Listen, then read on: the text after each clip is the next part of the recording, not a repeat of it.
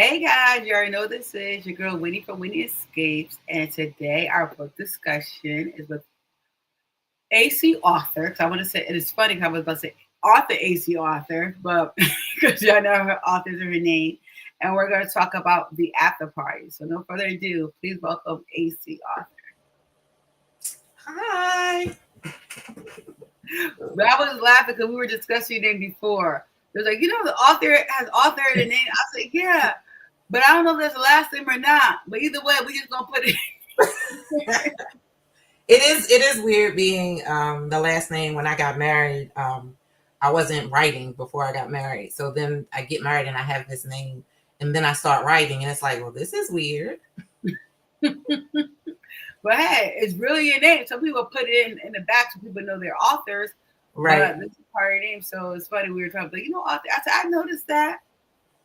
So before we get into the book, please tell myself and the readers about yourself, like how you started writing and all that good type of stuff. Where you from? Just Um, background check. so I am from Baltimore. I could Still tell. here. How do you tell? People always say that. I say I'm like everybody else. Certain words you said. My sister-in-law lives in Baltimore, so her husband and when I go over there, you sound just like them. So I said she got to be from Baltimore. Yeah, I am. And I really did not. I never thought that I would be a writer. I um, did what most Black parents tell you to do: go to school and go to college and get a job. And my mother was like, get a job and get married and have some babies, and that's your life. And so that's basically what I did. I went to school, I got married, got a job, and my oldest daughter was she was sick, and so she could not go to school for a while. And while I was home with her and she was being tutored, I just started writing. And I've been writing in high school. I won a writing contest when I was in high school, and that was like the first time somebody was like, "Oh, she can write." And like I didn't even tell anybody that I entered this writing contest, but I did. And the prize was so cheesy. The prize was lunch with your favorite teacher.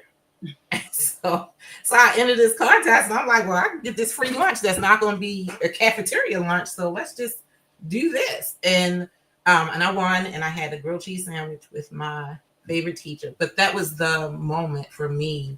That was like, you can write something that somebody will want to read. Mm-hmm. It didn't mean I was ever going to write something that somebody wanted to read, but it felt good to be validated in that moment.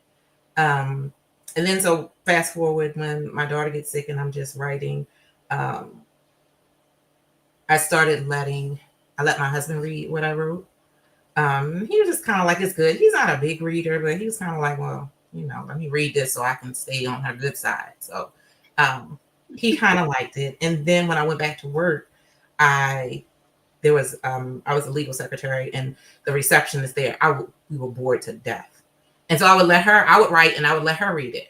And she was like, girl, this is good. Give me some more, give me some more. And I was like, see, look, some people like reading your stuff. But again, I'm reading books, but the majority of the books that I'm reading at that time were white romance books. Mainly because those are the books that my mother had a Doubleday subscription. And so all the books that came there were at that time were white books. So this is what I'm reading. And so I'm writing, and it never occurs to me that you could probably try and get your book published. I'm just writing stuff because I like it, and now somebody else on my job likes it.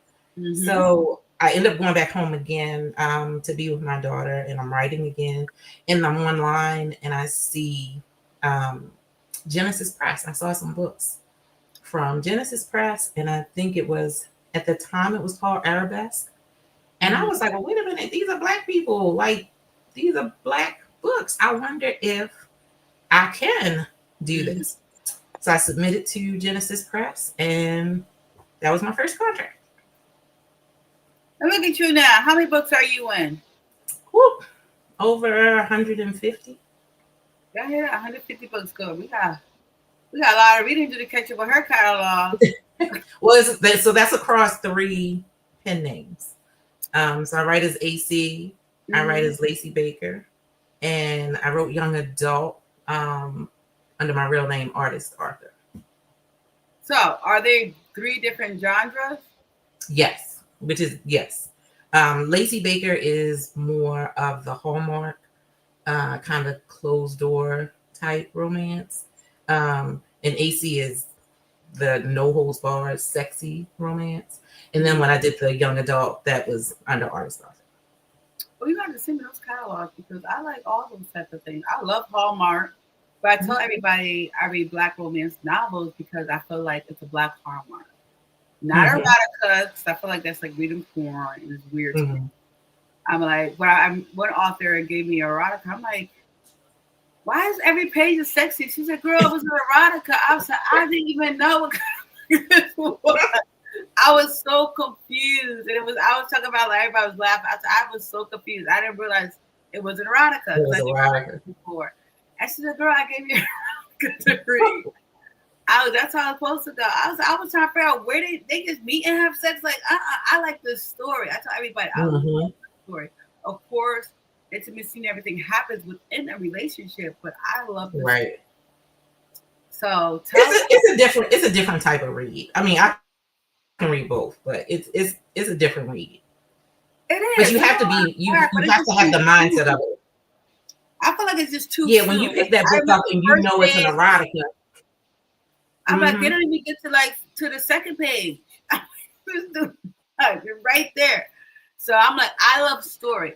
That's me personal. I love story, and I love Black romance because I'm a melanin girl and I like to read.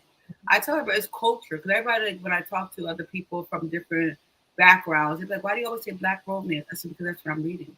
It's not Colleen Hoover. I was nothing against them, but it is culture. I see even the terminology we use in words and intimacy, we don't use those type of words. So I'm like, I Yeah. don't want to read that because I can't relate. That's not what I'm into. The story can be good, but for me to really immerse myself into something, it has to be relatable to me and my background, my culture. Mm-hmm. So I always like to let people know this is Black Romance by Black independent authors so that you know it's real, it's not fluff and somebody went to edit. No, they're talking from a place where, I can relate. So I really do appreciate you and all your three pens and sharing your writing gifts with us because that's my escape. Besides going on my Mm-hmm. trips, I know I'll escape in a book real quick. So thank you.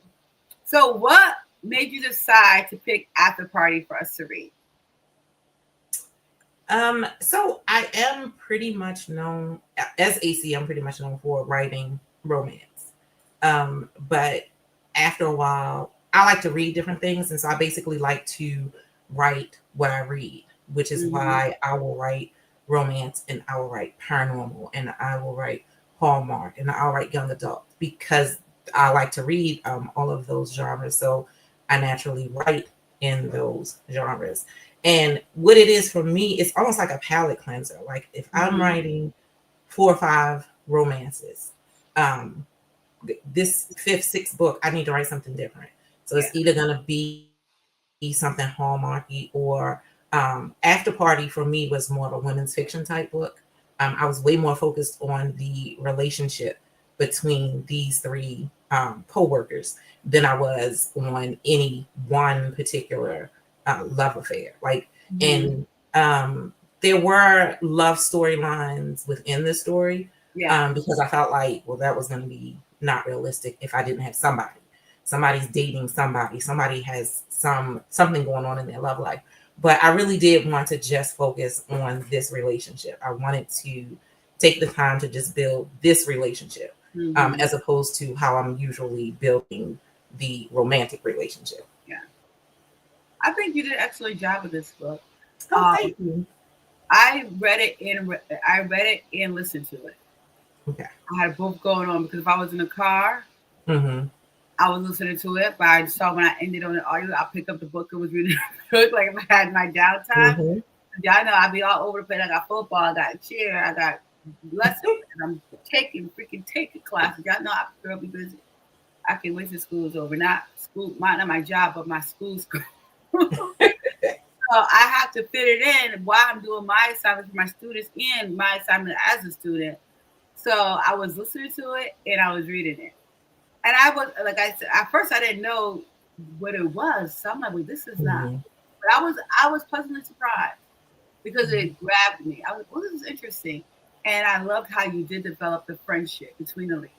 Because they were Mhm. co-workers, they bonded over a jerk boss who Yeah. ended up getting murdered. Girl, Mhm. the whole thing to me was hilarious and crazy at the same time. Cause I'm like, if you see a door open, we black. Why are you going? This is like white people stuff. I'm like, we ain't Well, going. so this actually is a traditionally published book. So when I presented this book to the publisher, the editor, and I'm talking about this book and I'm talking about what happens, and they were like, I said, it's kind of like that movie 9 to 5. I said, but it's the black 9 to 5. And they were like, oh, okay, so they're gonna be, carrying this dead body around like Weekend at Bernie's. And I was like, no, no, black people don't do that. We're not playing with no dead body like that. We're not carrying no dead body around.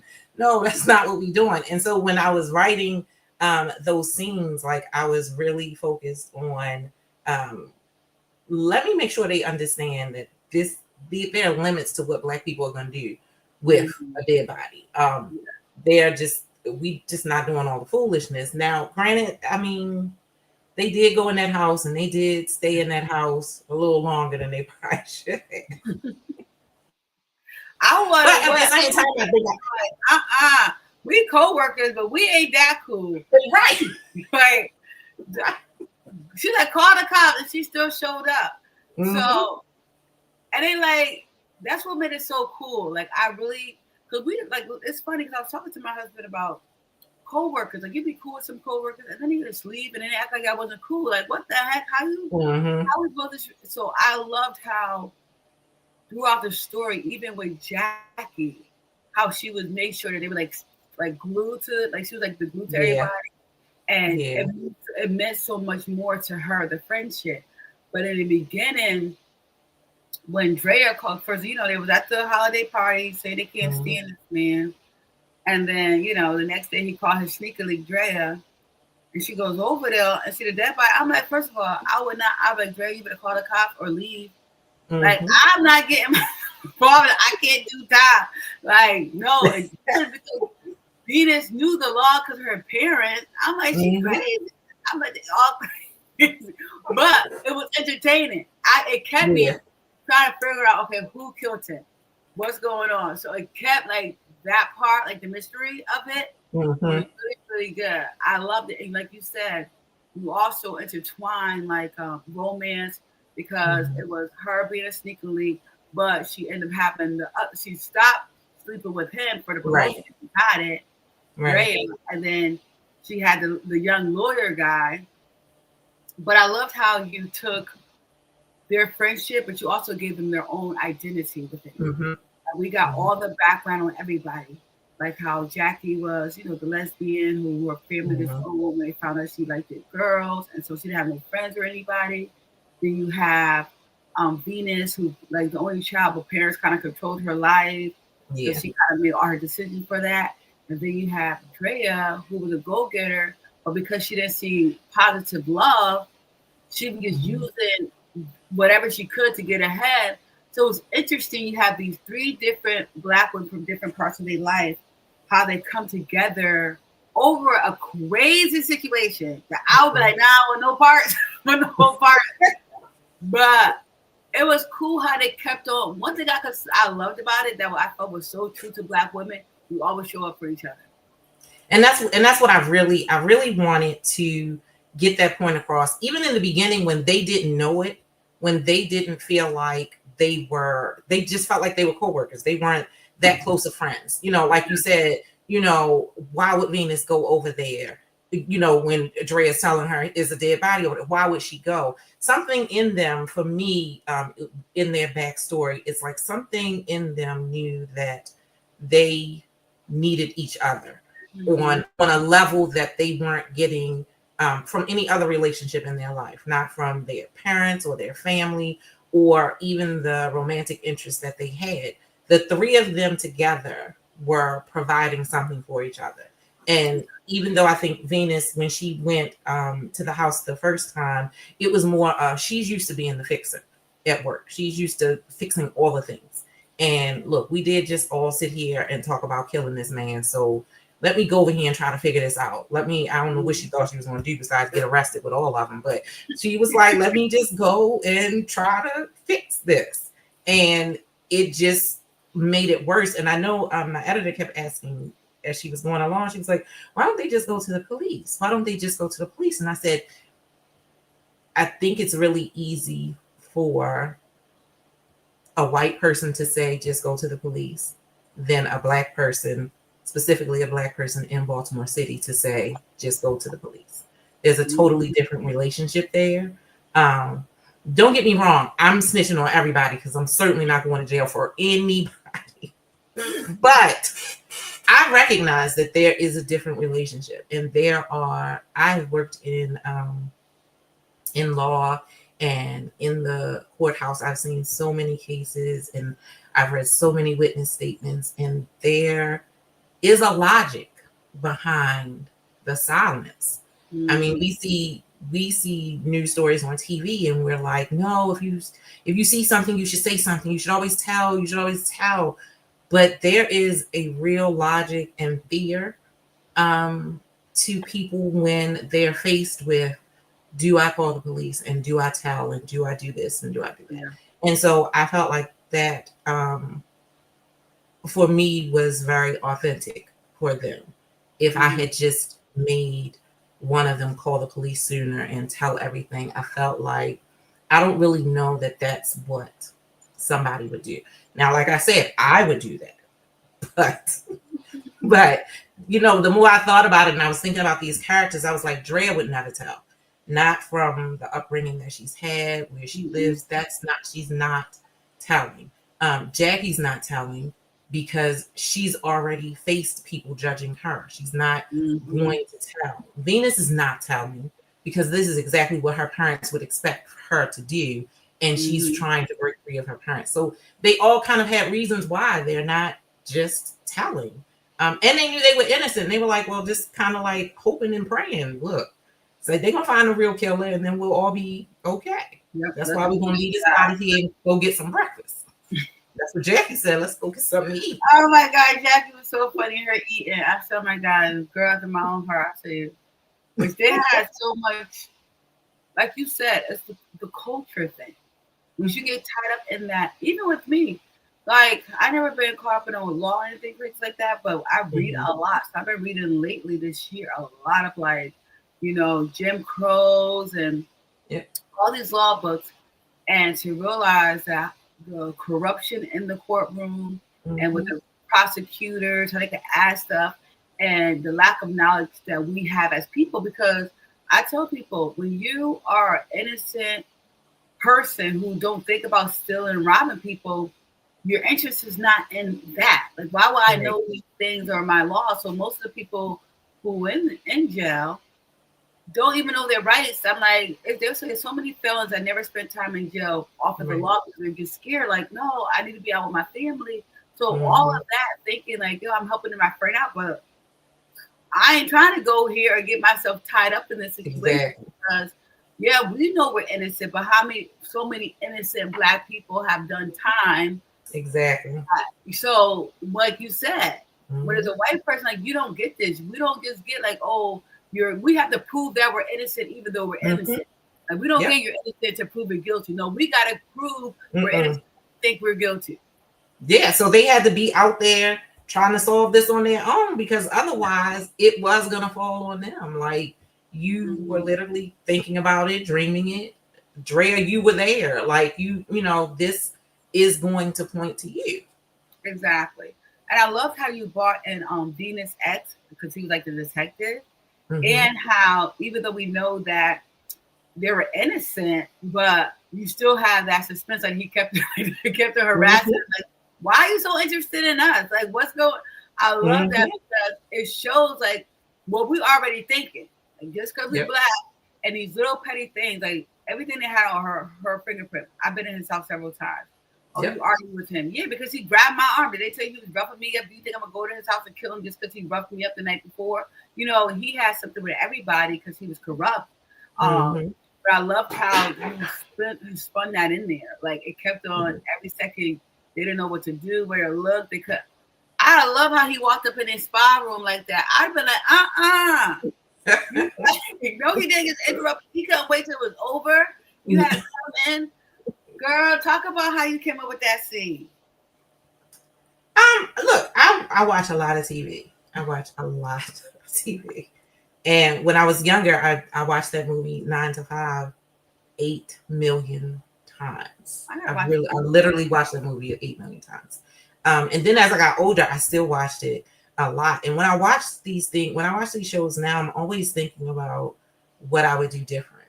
I remember when I would be reading books and I was reading like Danielle Steele and Nora Roberts, and I would get to the end of the book and I would always think, I would have did this. Like I would have made them do this. I would have did that. And so my mother says that's the controlling part of me, but I just was like, well, I just probably would have figured out something else for them to do. And so I wanted each scene to be like, I wanted it to feel like the 9 to 5 movie, but I really wanted it to also feel like we were in Baltimore City trying to figure out this case. Like we're out here, we're really grounded in this city with this case, these people doing basic shady things that we would do in this situation. Not like in 9 to 5, the movie, when she's at the hospital and she's still in the body from the hospital. Because no, we, like I said, Black people not playing around with their bodies. We're not doing stuff like we're not.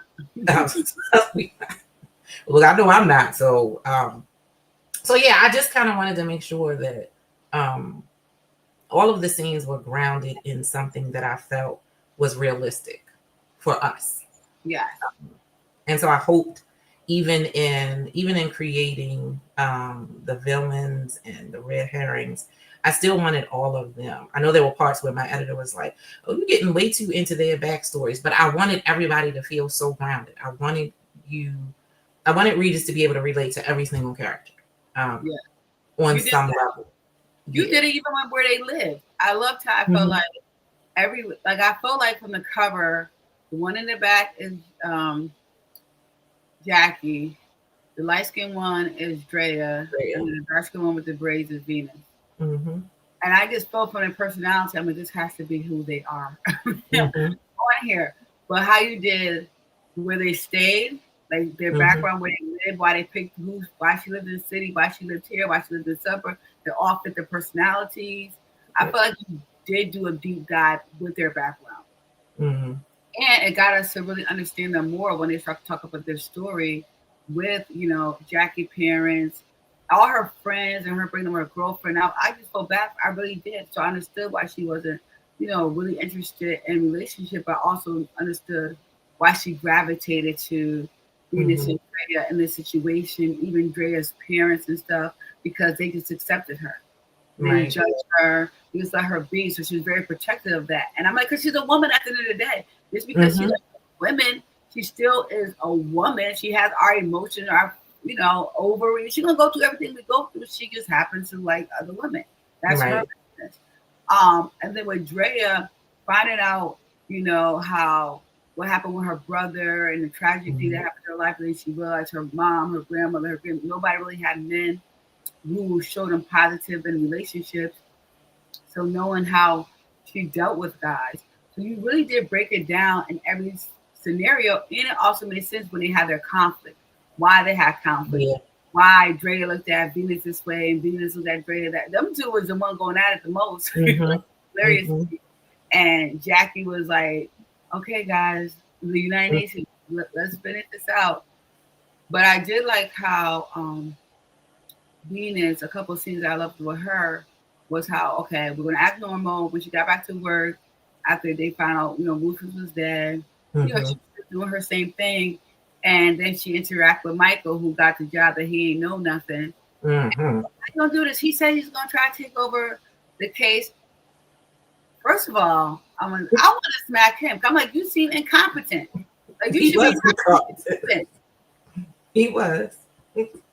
But a lot of times, that's the case. Like he's getting the job because he's the man, and because Rufus was carrying him around like this is my protege, this is the next one. When she was doing Rufus's job, so now she's doing Michael's job. But at that point, she was like, "Look, I did this for Rufus, but I'm not about to play this game with you. Like you about to be out here."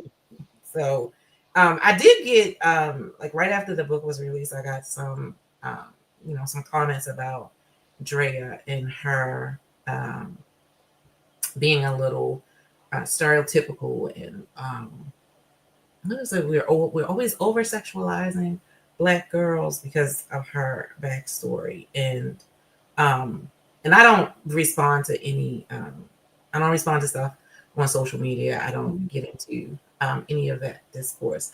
But there was a conversation. I was on a panel or something, and somebody asked me about it, and I said, "Look, we can call that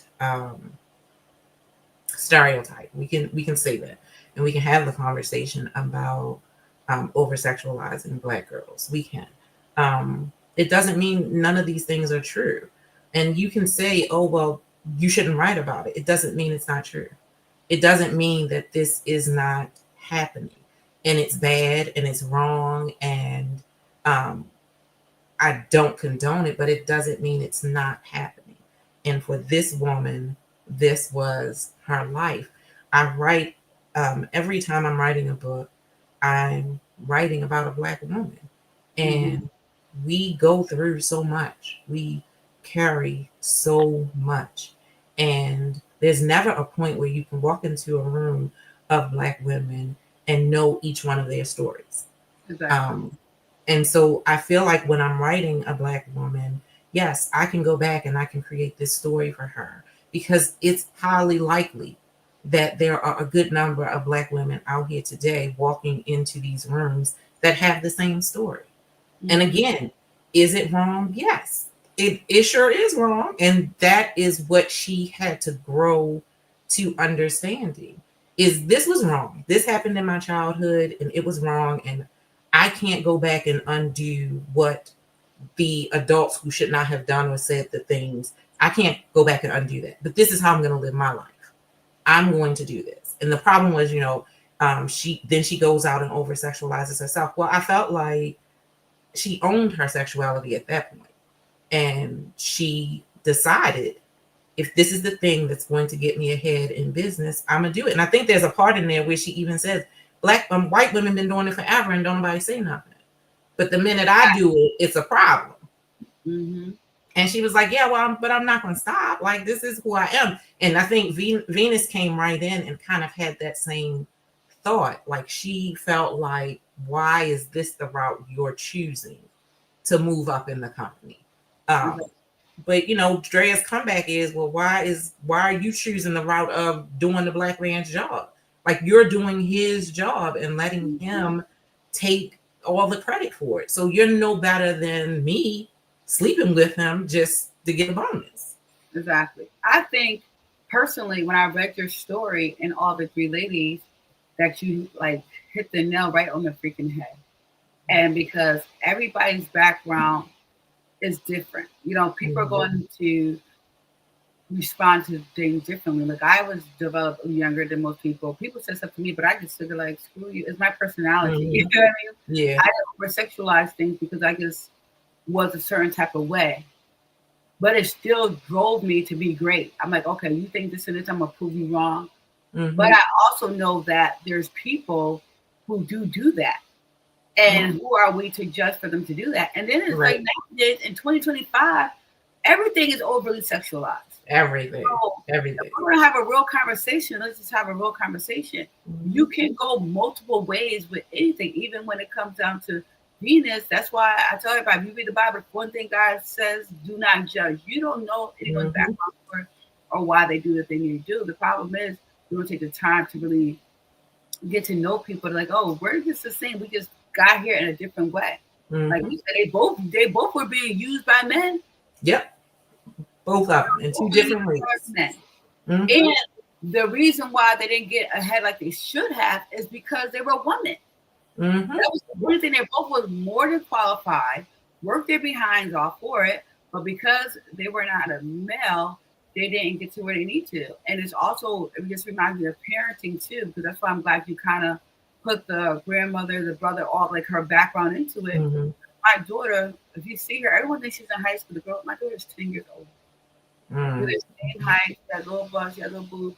She's just the cutest little thing. But everyone thinks she's older because she's taller Yeah. than everybody. She's starting to develop. And Yeah. I always make sure I have real conversation with her. And I'd be like, listen here, baby girl. You know when she wears certain things, I'm like, you have to wear this, and that. Because some people Mm-hmm. are going to think things, but I'm also tell people too, she's 10. So if you're looking at Yeah. her in a way, that's on you. You're discussing your purpose. I'm not gonna make her feel like she's grown and make her feel awkward for how God made her to Right. be. But you have to do that knowing as black girls, we develop. You know what I'm saying? Mm-hmm. Yep. That was the same way. I've been this height and this size since I was 11 years old. Mm-hmm. I got now that I'm older, we spread more. But for a majority of my life, I've been exactly the same. So I told her, I said, Mom, you might get taller than me or you just stop. But that happens. We all develop Mm-hmm. differently. And how we decide to move in our life is our personal decision. I don't like that as black women. Unfortunately, we stick together, but we talk a lot too. Yes. And We do. truths are true. Like let's act like we don't. I know Andrea, I know Venice, and I know Jackie. Mm-hmm. And I figured that. I I see, and know. that was another thing was like when I sat down and thought about these characters, I could actually visualize a person that I've known, whether I've worked with them or it's a relative or that I've known that is this person. Mm-hmm. And so a lot of things I could draw from that. It's this person, a lot of things that they say, a lot of her situations, a lot of the situations where we were at with Drea and her brothers and her grandma, like a lot of that came from real life situations, like Mm-hmm. in houses, growing up at my aunt's house, at my grandmother's house. A lot of these things, and people read them and think, "Oh, you're just making this stuff up," and I'm like, "No, No. really not. Like, not everything. Like, this is a fiction book, but I get so much inspiration from real people, real. I look. I try not to be like the best man, like writing my friend's story, but I get a lot of stuff from people I know, and like I said, I work in the courthouse. I see a lot of things, a lot of different people, Mm-hmm. a lot of cases, a lot of really sad stuff. So I get a lot of material from just living life. Like I don't have to. Um, I'll say knock on wood, so I won't be get up tomorrow and try to write and can't think of nothing to write. But like I'm not usually struggling for inspiration because Yeah. I just see a lot. And it's not even that I know a lot of people because I don't really like people all the time. So I don't really talk to a lot of people. But I'm a very good observer. Like I observe all the things and then I watch a lot of TV. So I'm always observing people and I try to when I'm writing to, like I said, make sure that these black women I'm writing are representing real black women out there. That they're I know that especially within the romance, I know that I'm creating this um sort of escapism type of story for Yeah. people to get into. But I want readers to really feel like they connect with this woman on some level, that something Mm-hmm. she says, something she does connects with you. Yeah. It makes This her was feel, pure. Look at her Mhm. goal. Her Yep. whole goal was to use her life story and tragedy and stuff that happened to her to help other young black girls, overcome those things to let them know that, hey, we're not going to sexualize you. You're important. You matter as well. And I did think that was beautiful. Like I said previously, I know a Evelyn. Oh, we got to talk about her, by the way. I know a Jackie. I know a Drea. And I know a Venus. And the simple fact of the matter is, we also don't talk about how Drea, stereotype Venus based off, her parents, where she lived. And that's also something you talk about within the community. Just because you come from, a two-parent household and your dad might be, he was an district attorney, have a little money, doesn't mean that that person feels or think they're better than you. You don't know, you know, what they might be going through. So that's another stereotype that we need to stop doing. You don't, these are children who grew up in these certain environment. Yes. Um, Different environments, but it happens. You know what I'm saying? So we're going to definitely have to talk about that as well. Y'all see, I keep a look at my notes to make sure I don't forget nothing. Talk about how, as a people, we quick to judge without really getting to know them. And one thing I could say about the after party with the three girls, that it was really good.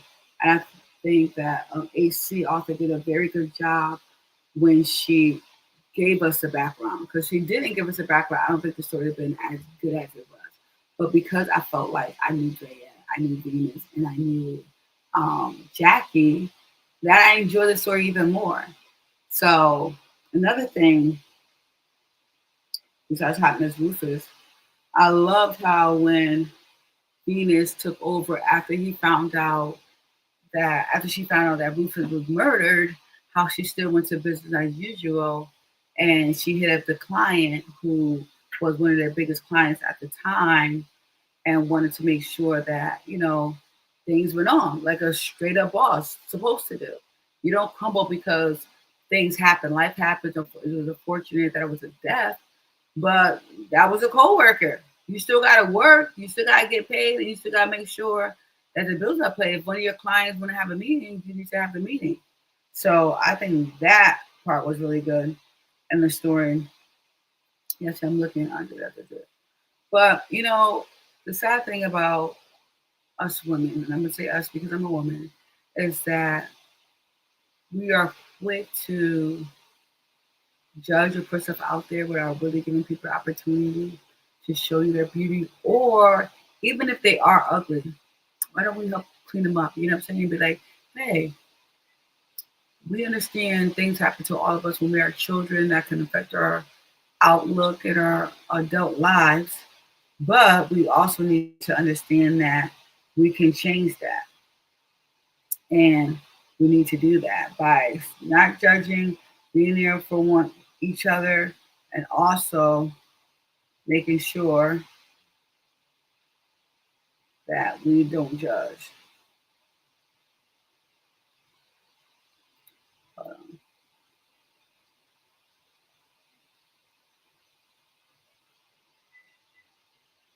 AC just texted me that she lost internet, but she's joining back in. That happens. We on the East Coast. It could be a storm. It could be rain. It could just be wind.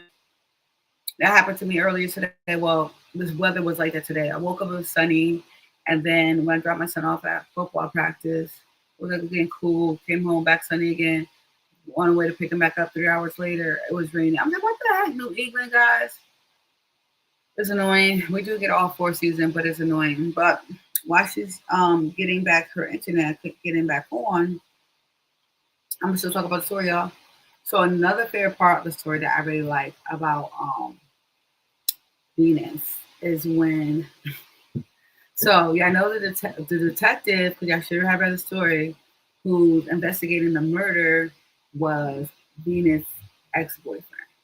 They haven't seen each other since like high school.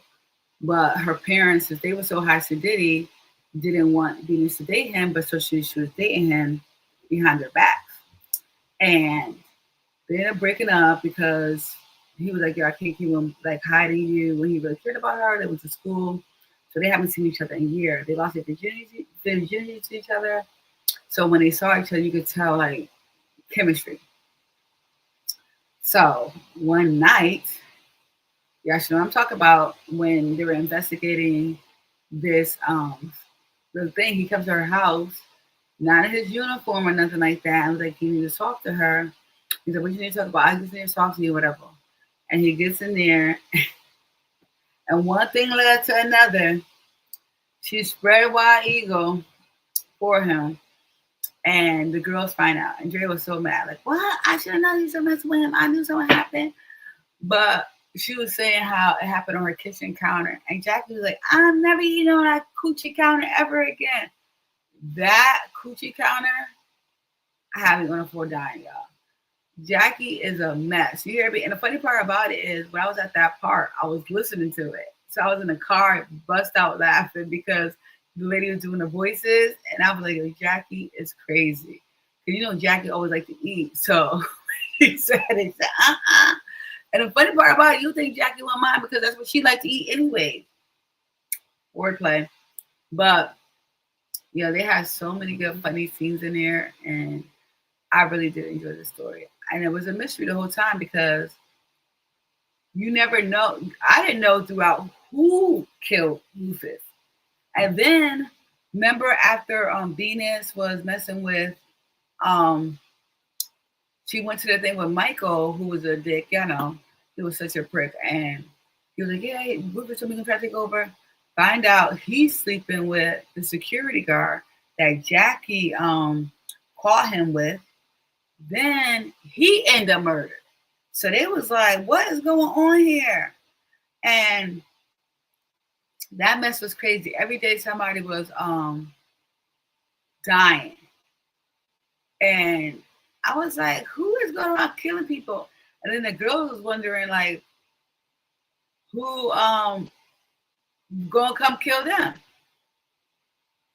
Then find out, girl, I'm still talking about this. I'm back. I'm back. It's, Sorry. it's fine, girl. I was talking about basically more stereotype how even Dre was judging Venus because of her upbringing. So she assumed that Venus thought she was better. I'm like, a lot of people do that. Kids can't, we can't predict where we grew up. Like I grew up with a single mom, but my husband had his two parents. I can't like, oh, he lived better than me. No, our life is different. But people, we do that too much in our community. I was gonna say we do it all the time. We do. Too We much. do it all the time. Mm-hmm. Even my kids, like they have, I tell people they might miss you. I know I'm very comfortable because I'm behind. And like, but kids like, oh, you tell me you got easy. It's like, I don't know what I got. Like, they just assume that my parents would do things that everything's easy. You don't know people's struggle. I tell people stop window shopping people's lives. You don't even go to the store. All you do is looking through the window, thinking it what it is, but you don't see the inventory in the back, the mess, or whatever else that's be going on.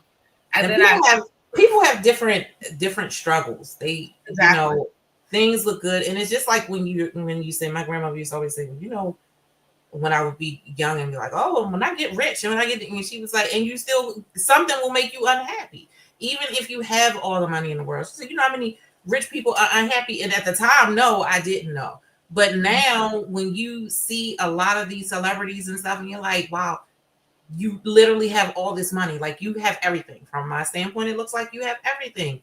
And yet you're still so unhappy. You're still out here doing all of this craziness because you're miserable. So even the money didn't make it right. But we do look at people and assume what their life is, and we really have no idea.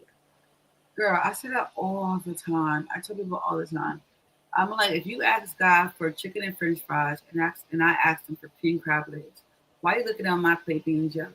Mm-hmm. You asked for something and you got it. You know what I'm saying? And be grateful. But the problem is, which I learned in life, because I tell everybody, like, what's your people like? What would you give new parents?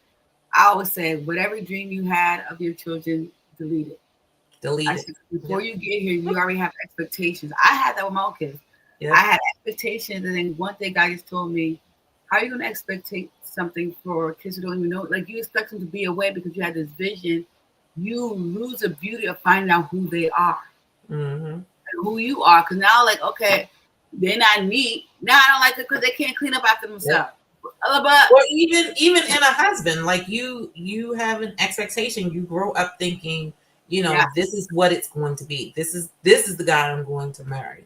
And so for a lot of people, because they get so really fixated in that you miss all the people that God may have for you because you're so fixated on no, but this is what I always wanted. I told a co-worker of mine, she said, because I have standards and I have these and I have this criteria and I have this, and I said, well, you're gonna be single for a good minute because you trying to check off a list, and nobody's going to meet every single thing on your list.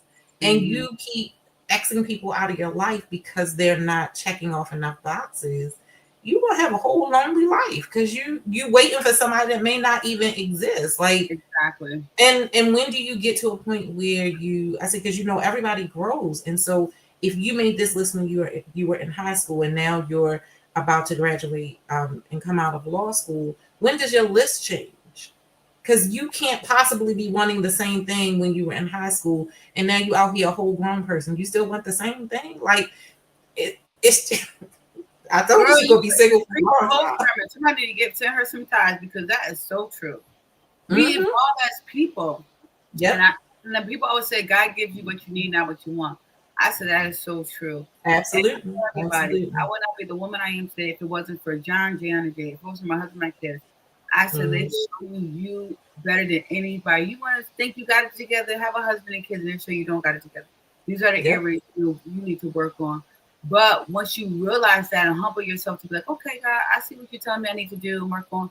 It's a beautiful. Now your garden will be beautiful. Now you got all the Mm-hmm. weeds out. Now your roses and your tulips and your orchids can start Mm-hmm. blossoming. But I tell everybody, y'all want to be on the porch when you get old with your partner, but nobody want to go through that, the valleys and tribulations. Nope.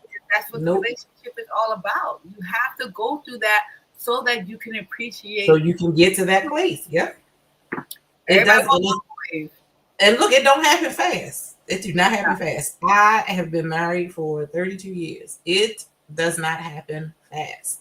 yeah. I tell people we've had friends that got married like after us and they were married 2, 3 years. We were just saying this for our anniversary that just passed. We were like, the lady at my church said, you know what? Everybody that got married with y'all are divorced. We're the only ones that are still married. And that was wild to me. It was That like, happens to her a little bit. That be breaking my heart. yeah. Everyone told me they got a divorce. Me and my husband, we've been together for 20 years and married for 15. And I tell everybody, when we find out people broke up, I'm like, John, you got for real? I'm like, we got no married friends that like for Mhm. a long time or they moved away. And Yep. it's heartbreaking. It is. It You is. feel like you broke up with somebody even though you didn't, but you want everybody to win because we're pro marriage, we're in this, and you want, but Mhm. you want to be happy, be like, what happened? You don't even, I don't even want to know what happened when it be talking. Like, I don't even want to know because it's just going to make it even worse. It's gonna make me But more sad. And look, I know, like I said, I know that it's hard, and some marriages, some relationships need to end. That yeah, is the truth. I do get that, but I do think also that sometimes people get married, and I don't know necessarily that they're in it for the long haul. I don't know that they yeah. really understand, and part of it, I was just um, I saw a post the other day about the book boyfriends and Mm-hmm. how authors are setting up these real life boyfriends and real life husbands because now we're creating these men and the women are like, I want you to be more like him. I want you to be more like him. And I do feel sometimes I do feel like, oh my gosh, we are like I am literally setting this up and this may not be a real man. Like this is not like somebody's gonna be like, yeah, this is who I want. I want this man. And girl, you're not gonna get him. I'm gonna need you to just relax and The key is it's called fiction. This is I it's mean, not this is real. true. This You is know true. what? I watched this movie years ago. I don't know when it's like the early 2000s, right? And mom said, "Wait, you should read this movie." I said, "Okay," and it's called Law of Attraction. I don't know if you saw it, but it's a great movie. And what it was two divorce lawyers who ended up falling in love with each other. But the Is one that woman that was kept with it George Clooney? I don't know. I don't think so. But the one attorney was redhead. I think, Okay.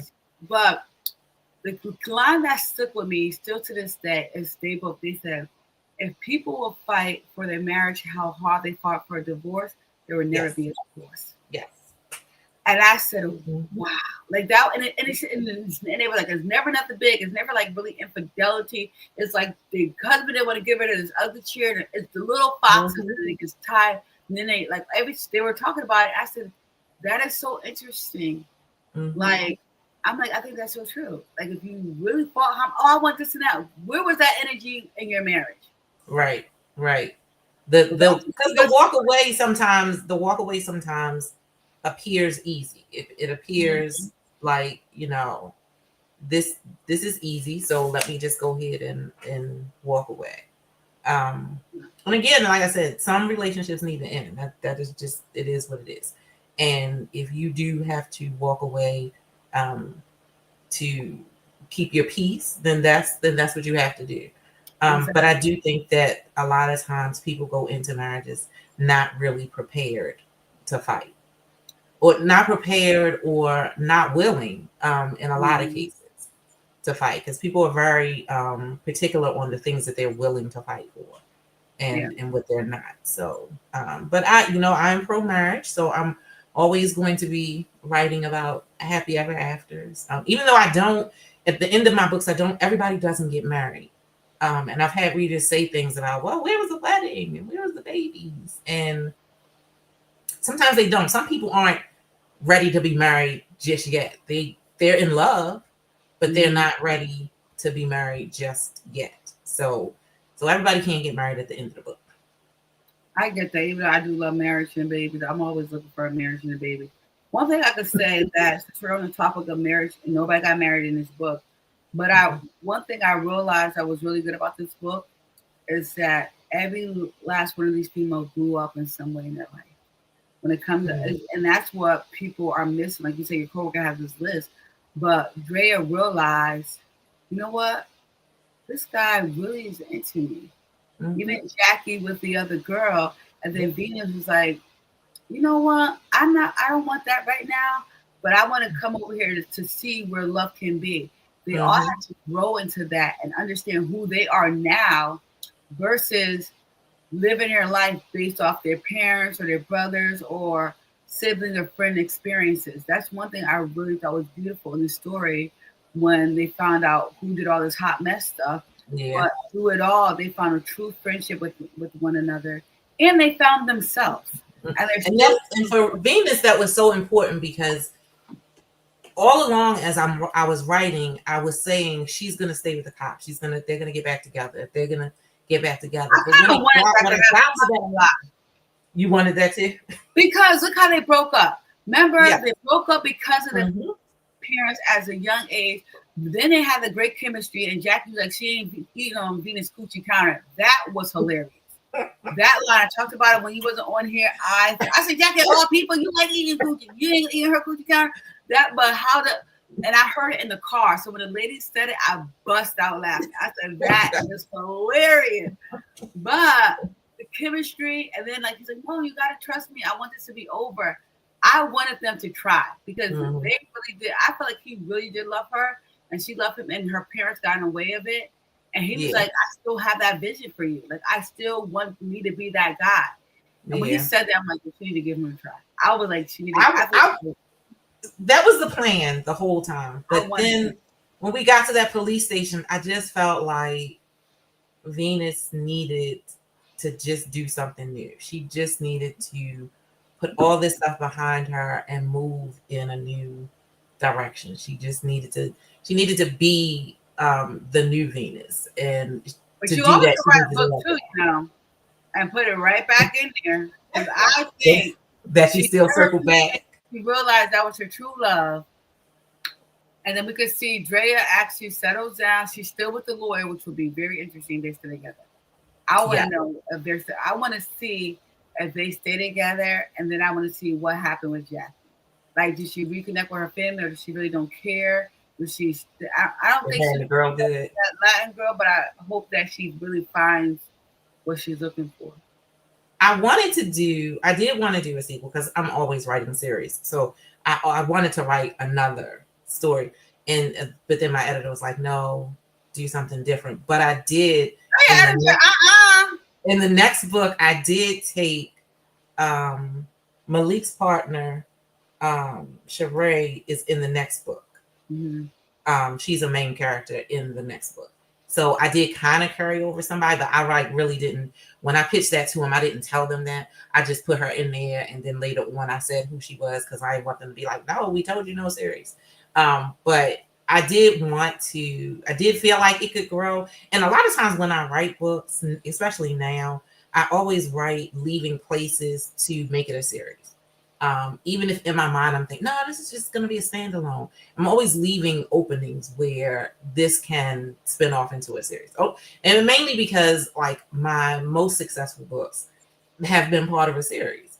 So I just The really series are the love, best, AC. I really love writing series. I do.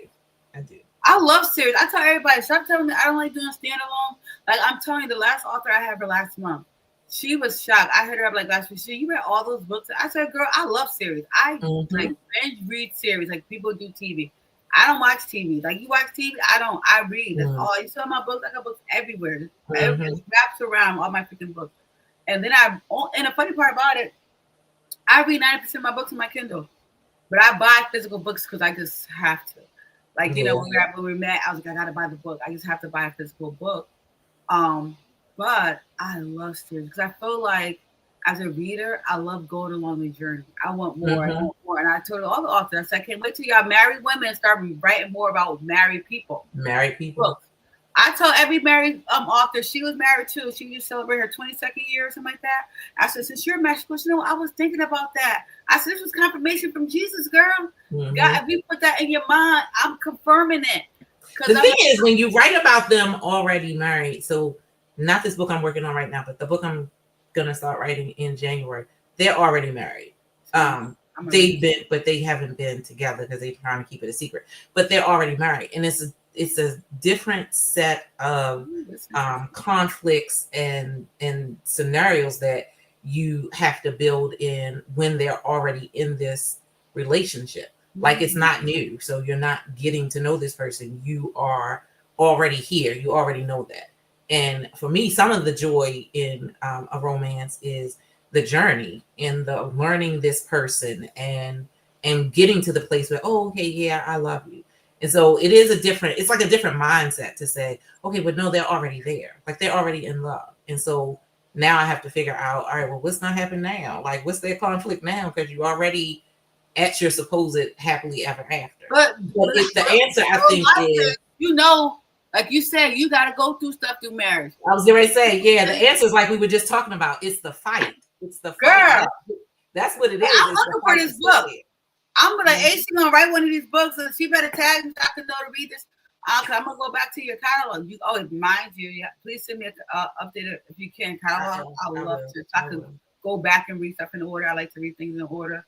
But I'm telling you, AC, this book was refreshing. I'm not gonna lie to you, because like you said, I always read romance, and I do like I said, I do like the history books now, or I've been doing a lot of race stuff just because I have two children. Like my son is a freshman now, my daughter's in middle school, so we stay in primarily white areas. Yeah. So I try to. I realize that even though I went to a white school, but I'm a different type of chick. Like you know, I'm different. So I'm like I'm black. Even though they're both that, but I'm like it's 2025 type. You know what I'm saying? So it's different. And I always try to be sure I'm abreast of what's going on now. Because I was like, because I might smack somebody in their face. Don't mean mama going to. She can because she's bigger than everybody. But I think I tell everybody, I didn't go to school. Don't piss my baby. Don't piss either one of my kids off because they'll be raging both if we put them to that point. And I don't want them to ever have to be in that type of predicament. In that space, yeah. Yeah. I told my son, I said, I told both of them, I got way more patience than your mama. But because I just didn't take no mess, like, cause we had it like different. Yeah, and it was different. The getting to our boiling points, just the fighting in school was different than it is now. Like I never had to worry that okay, if we're fighting in school and somebody's pulling out a gun or somebody's pulling out a knife or something, like we were fighting. We were really just pissed and not right. And then we didn't have, and then it was over. Like you fought in school and you probably ain't speak to that person anymore, but it was over. And you go back the next day and you going about your business. Now things carry over. They and it's on social media and it's just it's a lot. It's a lot. Now lawsuits, you can get sued. And just so many things. So I try to just be aware, and then I like to read books. I encourage my kids to read, to be like, do you ever feel like you're in this space? You know what I mean? Like, so I try to get them to get it, but I'm like, listen, I understand that we all need to say. But Mm-hmm. I try to read different things like that. Kind of like now this month I've been reading adult books and then like YA books for them to have them read it too. But Yeah. reading the book was refreshing because I didn't expect it to be like a mystery with the hot mess Ellen getting on my nerves. And then like Sometimes now when I'm at events and people come to my table and they're like, "Oh, I'm new to you. Tell me about your books. Tell me what else you read." And I always feel like conflicted because sometimes they'll say, "Well, what's your favorite book?" And well, if my favorite book is at that time, if my favorite book is in the middle of a series or really it's like the end of a series, then it's like I feel bad because I'm telling you to get this last book and I know you're gonna miss stuff because it's in this whole big series. Then I feel bad because it's this whole big series, and am I really expecting you to stand here and buy, all 20 books in this series? So when I can recommend at the after party or one of the women's fiction books, it's easier because I know that they're standalone. So it's easier to just say, okay, well, here's this one. mhm. Because then I don't have to ask you to commit to this series. But I get a lot of people that are like, no, I'll commit to a series. If I read one book in the series and I like it, I'll commit. I can But go I up never with want to feel like I'm making you buy every book in that you series. got. Let me see this book back here. That's your name on it. What you got me back here? Survey. Suri, yeah, she's in Is the that series. still on?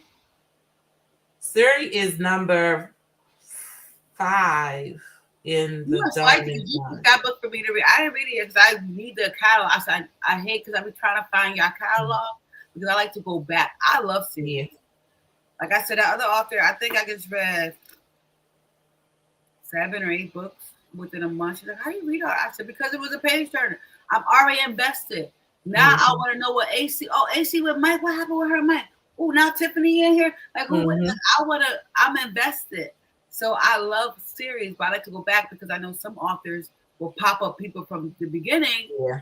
from another book, and I like to know. Oh, I already know that person. And those, Yeah. I tell people, you get a different experience, even though you can read it by yourself and you still enjoy it. I But said, you still know, and you can tell when they mention somebody. Like I was reading one series, and I knew that was a series, but they kept saying this name, and I was like, I feel like I've heard this name before.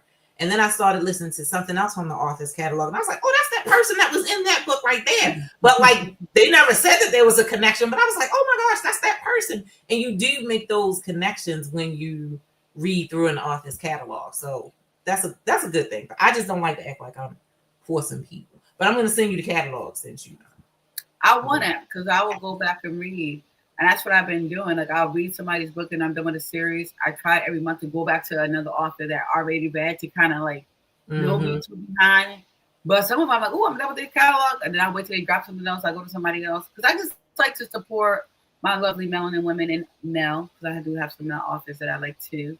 But I know I have a business. I understand that you guys have blessed us with your art and your work, and I always like to support. So I was like, anyway, I can support and let people know, like, hey, this is a great author to check out. Because people know, they see me even at school. Now I got all my kids. Miss, what you reading? What you think we should Mm-hmm. read? So now you start seeing me. I've been reading a lot of white because I have stuff. I have my daughter and son. I'm like, well, read this book. I like this. You Yeah. should read that. And then I have the teachers. What you reading today, Miss? You read like now all the teachers are following me on Mm-hmm. Goodreads. I'm like, if you want to read a black romance, even though I'm the only black teacher in here, hey, you might know some of them, but I'll read it. I'm like, well, enjoy. So I always like to Mm-hmm. have those things to tell people because I feel like us as a people in general, we don't read enough. You know what I mean? Yeah. And this is There are knowledge. not enough Um, conversations it's about not. And I think this us is a and better way for our them to understand stories. our culture too if they read our books. Mm-hmm. Like somebody could read your book and be like, oh, I get it now. Yeah. Versus watching some hot mess on TV that's not really real. Right. Right. You see? This is true. This is true. But sometimes it's hard.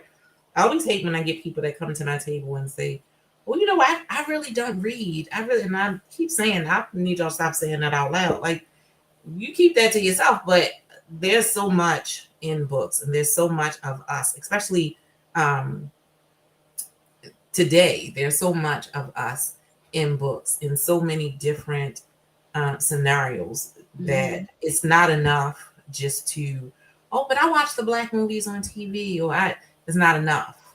It's not enough. The books that are being published now are so much more nuanced than what you're seeing on TV. Mm-hmm. You know how that makes your statement so funny and so true. So did you see Finding Joy by Tyler Perry? I did not. I saw the preview, but haven't seen the Okay. movie. So movie's good. Don't get me wrong. I enjoyed it. I'm like, oh, we finally get some like wholesome, black love. Mm-hmm. But my sister said, you saw it? I said, yeah. She go, what do you think? I said, you know who should have wrote this story? Tina C. Jones. She has a story that she wrote that is very similar to that Finding Joy. Mm-hmm. And I'm like, now he should have met her, took her book, and made it to a movie. Because hers was way more detailed. Like, it was just so, like, that's how I think. Like, when I watch a movie, that's why I don't really watch TV, but they know if it's a love something and it's black, they're going to call me. Wait, you got to check it. And I'm going to check it out. But the first thing I do, I think, like, so many times, like, even with the Ruth and Boaz, even though I said it should have been named something else because that's not the Bible story. But I think of authors that, like, so-and-so could have, they could take this book. Like, now that I read this book and I'm going to read more of your catalog and I watch it, I'm probably like, A.C. Bishop took A.C. Jones about certain book, took that series and made it a freaking movie because it's cute, but it's not like you said, like we have so much good content out there and stories that are not on the big screen that will blow up on a big screen away. And a lot of times in movies, they take so much out to squeeze it in. So under my pen name as Lacey Baker, I wrote 2 Hallmark Channel movies. And one of the things that I was really excited about having the opportunity to do was to add so much more into the book than what was on what was in the movie. Because just like you were saying, like I'm watching this movie and I'm like, yeah, I'm like, they could have been doing this. They could have been doing this. Like, these are things that they would have done, especially things for the culture. Like, they would have did this. Like, you clearly were not going to put that in a Hallmark movie. But I can certainly add it in this book. And so a lot of times you're getting such a condensed version in the movie. Even when they do take it from, like, a real book, which I think they should take all the movies from real writers. But that's just my take. They should, because the key is if we could do the freaking what my son be watching that he should love it, the Spider-Man, the Marvel series, and they be 5 freaking hours long. You can put a freaking good movie because simple fact of the matter, if it's that good, people are going to sit there and watch it. Yeah, sure. I'll be like, oh, what time the movie over? I just watched the Truth and Tales. Like that was about the Nazis, a phenomenal movie. I was told how good the movie was. It was like 2 hours something, but I was not ready to go. They did a great. When you have great movie and content, people are going to sit there and watch. They're not going to complain because the time is going to go by because they're so in tune to what's going on. And like you said, I was like, if I was a multi-billionaire, I would have a production company only did black films, that the real good stuff. Because all, like I said, I read over 100 books a year. And even like your book right now that I just read, the Ask Party, was really good. And I love that you didn't listen to your publisher and did a background. Because I'd have been like, what's going on? But because I knew who they were, it made the story even better. Yeah. Well, I know it's over our time because this is Sunday. I got to get ready for work tomorrow. But I want to tell you, AC, please send me your catalog because I really enjoy this book of yours. And I can't wait to read the rest. And now that I know stories in a series, I got to start it from the beginning so I could go through the whole series and really enjoy it because I love series. And thank you so much. Don't be like, if you got something going on, please post on When They Escape. I tell all the authors, don't be, that's a community. So other people can know where we can find you, how we can support you. If you're going to be at any events, please let us know so we can go and support and buy more books. And I just want to thank you from the bottom of my heart for coming on here. You didn't have to come on here, but I do appreciate you. Well, thank you. I thank you for the invite. I don't get a whole lot of invites, so and then a lot of times I don't know either. But I don't, and I don't do a lot of like evening stuff because this is really my bedtime. So I'm about to go right to sleep. Right. Right. I was like, look, I'm getting sleepy here, but you know what, sports. I do appreciate though. I appreciate the invitation though. Girl, I'm gonna read. Why she read my whole column. I probably, if you send it to me tonight, I'll probably start it definitely next month because I won't read the other author to the week before. So I try to catch up. But if you send the column, I will try to get in at least one series next month because I'll have Christmas break. I'll have time to read. I know. I'm trying to have a Christmas break, but I have to finish this book before Girl, Christmas. I need it. I told you, I teach and I'm in school, like get my master's and stuff like that. So it's double work. So I'm doing lesson plans. Then I gotta be the student, writing freaking papers. Then I still got my the sports. Girl, I'm gonna fall out. Like my kids already know this is my last one. They know, oh, after this, mommy gonna go to bed. I be like, yes, I am. But I enjoy it. So it gives me energy to get through it. And I really did enjoy this conversation. I enjoyed your book. I can't wait till I see in my inbox the catalog so I could go back. I'm gonna try to send it before I go to bed. Crash out. But it was a pleasure. Please let me know if you have other events because I do. Like I know next year I'm going to Behind the Pen in Nashville. So I'm going to that. But I see. What am I going to next year? I think I'm going to Black Romance Book Fest. And then I have my own event, One Love Reunion, so I'll be there. I think those are the only two things I'm doing next year. All right, well, put that in the message too, so then I can see if I'm available. I like to see who's there and pop up. Okay, that's something I enjoy doing. Thank you so much. And all right, thank you. I appreciate it. I'm gonna send you all the stuff. Thank you. All right, have a good night. You too, sweetheart. Bye. Do you work too much, constantly on the go, miss hanging out with friends, family, or even yourself? Do you ever feel like you need an escape? Whitney's Escapes is here to help with just that. We specialize in family travel, autism travel, group trips, vacations, staycations, and more. So when you're ready for your next escape, make sure you contact us at whitneysescapes.com. Follow us on social media at Whitney's Escapes as well. Whitney's Escapes, where your dreams become your reality.